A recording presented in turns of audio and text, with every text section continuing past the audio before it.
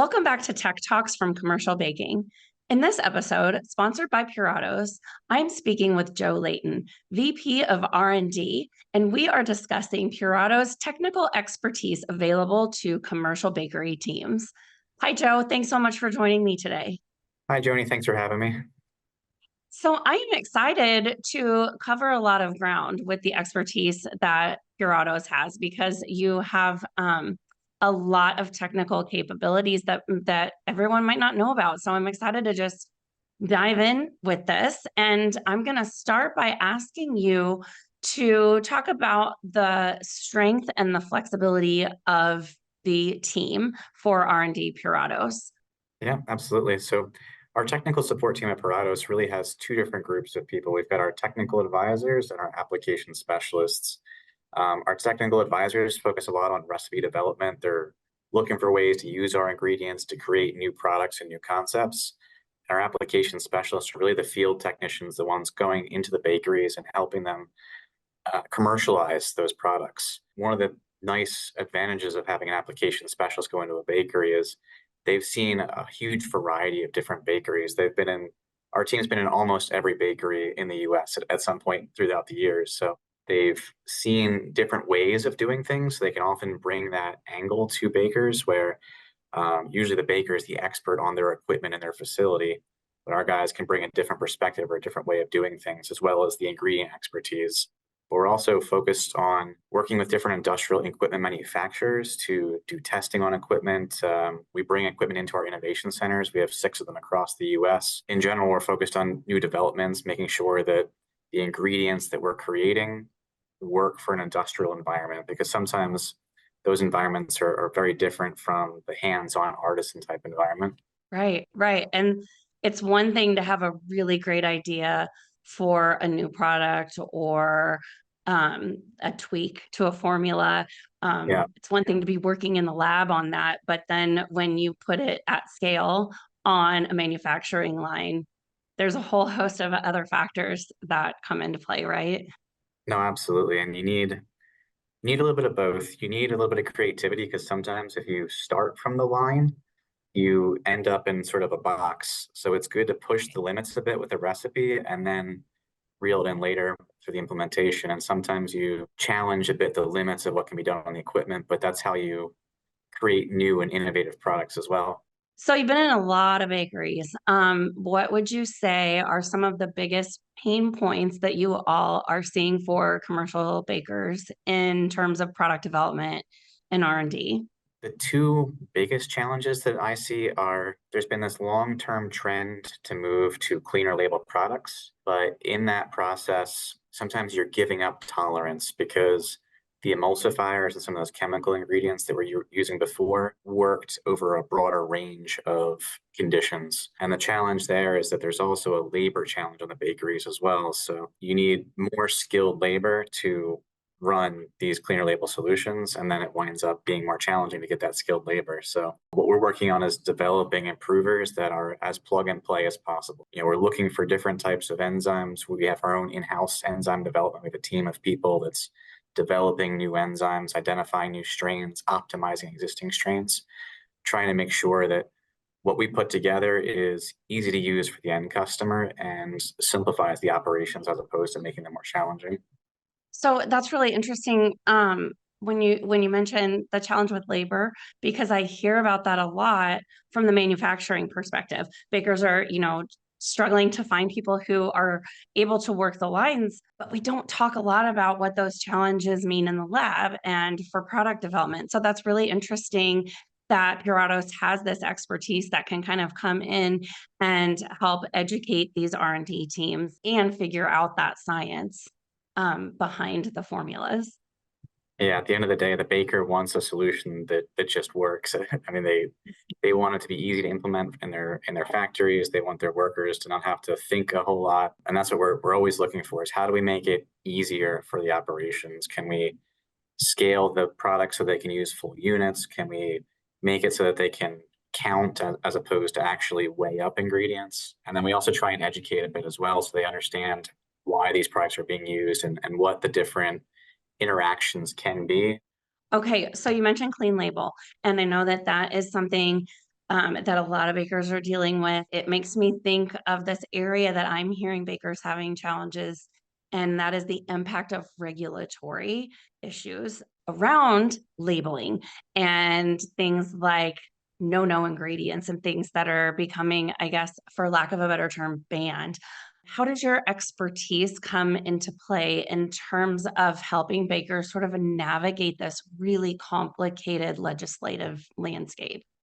Yeah, from my perspective, one of the sort of easiest ways to tackle that is going with products that are as clean label as possible, because when you start pulling out some of those ingredients that might be chemical emulsifiers, ingredients that would have specific regulations behind them, it's easier just not to have to deal with that at all. So a lot of our solutions are completely enzyme based. And today enzymes are considered processing aids. They don't even technically need to be declared on labels. So that's our first approach, is where can we go with clean label ingredients? But then we also work with our customers to identify, what are potential risk ingredients, what are ingredients that are on their no list, or things that they're looking at as a potential risk. And we're always trying to make sure that we're showing products that drive towards some sort of a claim, and that we can help substantiate those claims, whether it's around fiber or sugar reduction, or things in that nature. We want to make sure that we're helping them through that process of identifying those regulatory challenges and making sure that's clear up front in the development.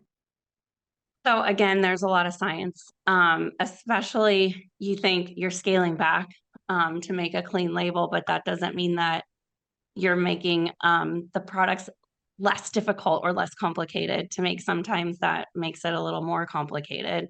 Do you hear from bakers a lot like, you've got to help me with this because I've got to get this ingredient off my list and I don't know how to get it changed and keep the quality the same? Yeah, it's a pretty frequent conversation, especially when regulatory changes come up. Last year, there was a proposal from California to ban titanium dioxide, for example, and then there was a rush to remove that ingredient and find a technical solution. Every couple of years, there's a new ingredient that pops up. I think more and more those chemical sounding ingredients are being targeted, not for any particular science-based reason, but just because they can be. So bakeries are wary of that. They're always saying, "Hey, can you help us remove this ingredient because we think that it's the next risk in our ingredient statement." I think you said the right word, chemical sounding. It's Exactly. it's not chemical, but it's chemical sounding. And that makes me think of another question for you, and something that Puratos has a lot of expertise in. So if we look at this challenge that bakers have in finding what I like to call the sweet spot, so pardon the pun, but Sure. between navigating these regulatory changes that can happen fast and have long-standing impact, between navigating that and navigating really rapidly changing consumer demand, because those two don't always jive. And there's this sweet spot right in the middle where bakers have to fall.